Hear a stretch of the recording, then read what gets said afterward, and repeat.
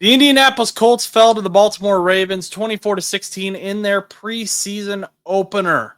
We're going to talk about who the winners and losers are on that Indianapolis Colts team up next here on No Butts About It.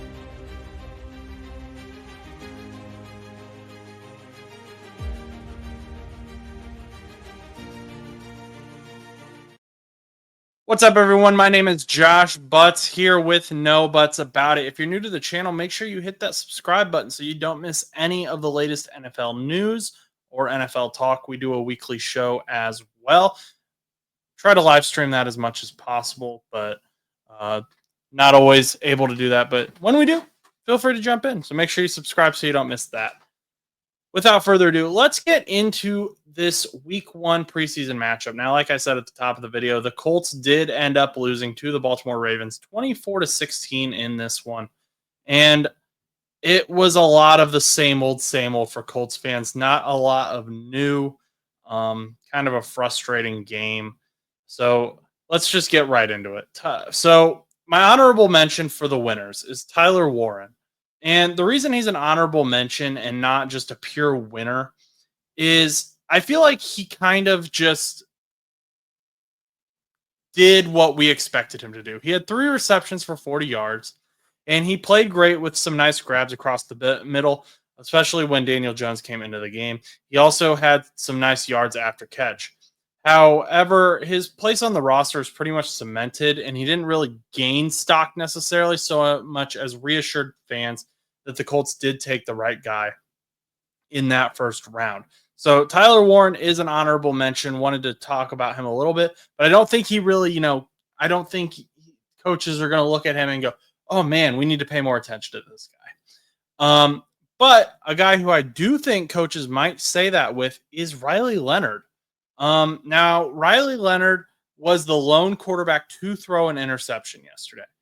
He went 12 for 24, 92 yards, 1 interception, no touchdowns, and then he ended up having 4 carries for 34 yards.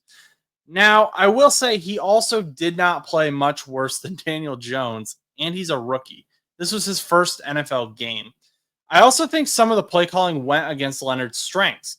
Leonard, as we all know, anyone who's watched a Notre Dame game in the last year knows that Leonard's strength is running with the ball, rushing. So if they would have designed more quarterback runs, I feel like we would have seen more of Leonard. Now, of course, he has to throw the ball. He's got to learn to throw the ball. We've talked about that when we did his draft grade. But I would like to see more designed quarterback runs to help Leonard. I also think we need to see more of him. Quarterback play looked poor for the Colts all game, whether it was Anthony Richardson, Daniel Jones, whoever came in, it just wasn't great. Not super promising. Leonard was the quarterback when Khalil Herbert ran in the Colts' lone touchdown on a 1-yard play as well. So he was a big part of that drive. I think that Leonard has at least made an argument for himself that he should get some practice in with the twos. It'd be interesting to see him in the future preseason games a little bit with those second string players. But we'll see what Shane Steichen decides. I think Riley Leonard, you look at him versus Daniel Jones, and their stat lines are very similar. And then, and even throw in Anthony Richardson, who didn't get a lot to play there. I think Riley Leonard made a good argument for himself against the Baltimore Ravens. Next up, JT Tumolo. And I always say that name wrong, and I apologize every time. But JTT, second round pick out of Ohio State. Man, what a game. He came in and he showed why he should be a second round pick. He showed why he should have been a first round pick in some ways. Anyway, he had 2 tackles, 1 sack, 2 tackles for loss, 2 quarterback hits, and 1 pass deflection. He made his name known up until a knee injury took him out of the game. The second round pick from Ohio State quickly applied pressure to Baltimore's front 5. He is a major reason that Baltimore's quarterbacks went 5 for 16. JTT ended the first half with a 8-yard strip sack of Ravens quarterback Devin Leary as well. Great to have in your first ever NFL game. Great to put that on tape. Hopefully the knee injury is just coaches and trainers being overly cautious during the preseason, but assuming he is able to go for the regular season, JTT did impress me, and I'm hoping to see more of him. My final winner for the Indianapolis Colts is actually a guy that I wasn't super confident in when they drafted him. He was a late round pick, and that is Hunter Waller. They took him in the 7th round out of Wisconsin. His speed was a concern for me, but of course, 7th round. Sometimes you find some diamonds in the rough. He ended up having 9 total tackles, with 6 of them being solo yesterday. He was flying around the field in the first half and led the Colts in tackles, like I just said. His strength continues to be in the run game. That's what we expected when he was drafted, so that's nothing new.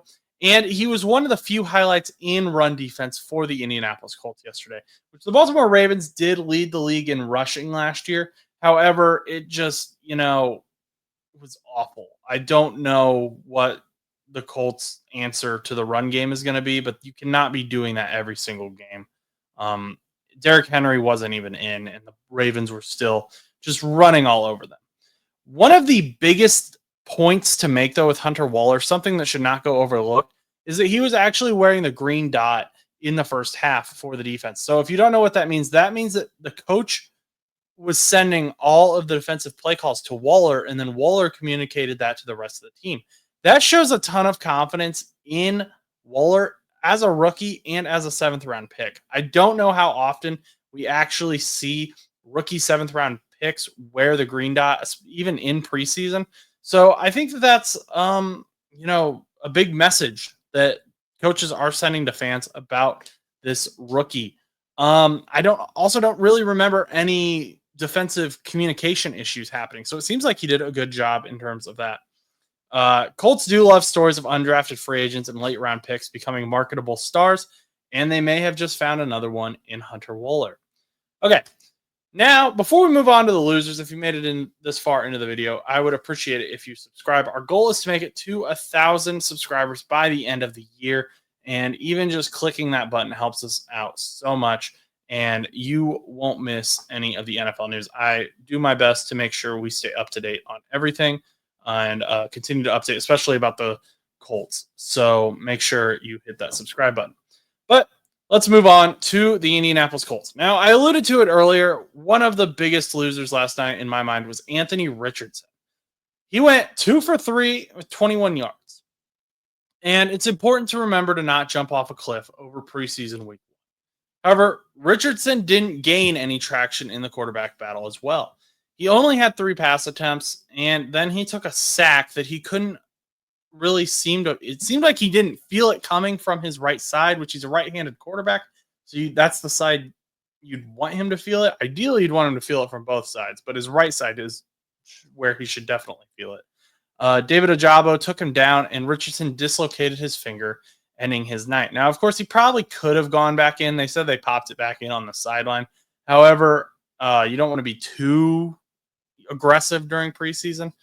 But it's just frustrating for fans who feel like they're stuck in the same cycle with Anthony Richardson. We're continually talking about his upside, his potential, but we rarely see it. But what we do see a lot of is injury, his health. He's not consistent. And in this opportunity to, kind of prove the doubters wrong, he missed it. And it wasn't entirely his fault, but still, it's just a continued cycle. And you expected him to come out with that fire lit underneath him with the signing of Daniel Jones. And it just kind of felt like the same. It felt old. Fans left fans frustrated. And it's leaving fans who still have hope for the former first-round pick and this young guy to be dwindling. A lot of guys are already calling for the Colts to find someone else to start at quarterback this year. Next up, the entire Colts special teams unit. And I'm sorry, Anthony Gould, that you are going to be the mascot of this special teams unit. The only person who looked good at all was Spencer Schrader, who got a ton of practice yesterday because the Colts only scored 1 touchdown. But after that, it drops off. It was bad. If I was the Colts special teams personnel, I would be slightly embarrassed. They let up an 87-yard touchdown that pretty much guaranteed LeJontay Wester a roster spot on the Baltimore Ravens. And he also led the Ravens in yards receiving yards as a wide receiver yesterday, so that helped him as well. But just having an 87-yard touchdown in the first preseason game against the Indianapolis Colts, that special teams unit they should be doing some work today. They also struggled when they were returning the ball. And granted, the Colts had some touchbacks and out of bounds kicks that they didn't necessarily have a ton of opportunities to return, but the blocking was not good when opportunities were given, and it was just a bad situation all around.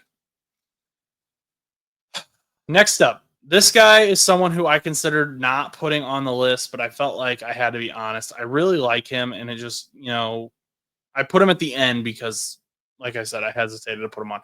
A.D. Mitchell. Now, A.D. Mitchell is a guy who I had a lot of hope for his rookie year, and he kind of disappointed me. He finished with 2 receptions for 37 yards yesterday, and he did have some good blocking snaps in the run game. And again, the Colts wide receivers are pretty much well set, like where they are. I mean, there's not a whole lot you're going to do, but he didn't make the jump I wanted to see in preseason. I was hoping we'd see a little bit less of the receiving issues that we saw last year with drops and such, but we saw that again yesterday. And Daniel Jones specifically threw 2 passes to him that, in my opinion, would have been decent games and were catchable balls. Now, there was arguably DPI on these. However, Mitchell failed to come down with either. And you can argue, yeah, well, he had DPI. How is he going to catch them? You're going to have that in regular season games as well. We see missed pass interference calls happen all the time. And there was one that Daniel Jones put up that was just beautiful. It was a beautiful pass, probably 30, 40 yards, and it touched Mitchell's hands, and he just wasn't able to come down with it. If he would have come down with it, he would not be on this list at all. But I got to put him on there. I'm still rooting for him. I do want Mitchell to succeed, and I enjoyed his sideline interview during the game. It's just frustrating to see the rare good throws that we saw from the Colts quarterbacks in this preseason game end up as drops. And that frustration comes from wanting to see A.D. Mitchell succeed, not a desire to watch him fail. All right, let me know who you think are the Colts winners and losers from the Baltimore Ravens preseason opener down below in the comments section. Make sure to like this video, share it with some friends, and like I said before, near the middle of the video, please subscribe. It helps us out so much. And until next time, go do something nice for someone.